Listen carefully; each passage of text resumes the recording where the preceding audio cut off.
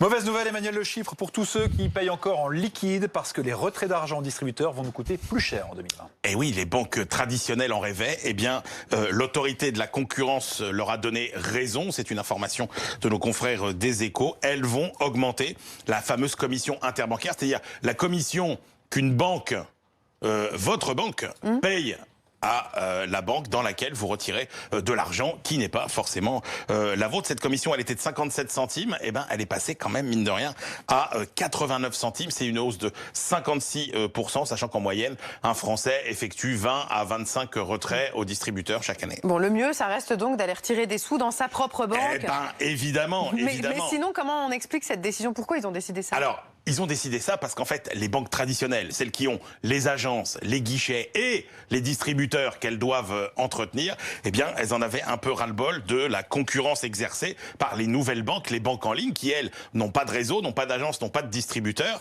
et qui donc utilisent ou permettent à leurs clients d'utiliser quasiment gratuitement les distributeurs des autres banques. Et donc, compte tenu du coût des retraits, eh ben, jusqu'à maintenant, les banques en ligne, elles étaient tranquilles. Et donc là, le but du jeu, c'est de dire aux banques en ligne, bah, on va vous faire payer beaucoup plus cher. Comme ça, soit vous allez être obligé de répercuter ces frais sur vos clients, et donc vous serez moins compétitive, ou bien soit vous allez devoir l'absorber dans vos marges, et là, pour les plus fragiles, ce sera compliqué. Ouais, en clair, ça va quand même nous coûter plus cher. Ça va coûter plus cher, notamment à tous ces clients des néobanques là qui oui, mais par exemple, moi, vont devoir. Ça va me coûter plus cher. Alors, il faudrait d'abord que vous me disiez dans quelle banque. Je suis pas dans une banque en ligne.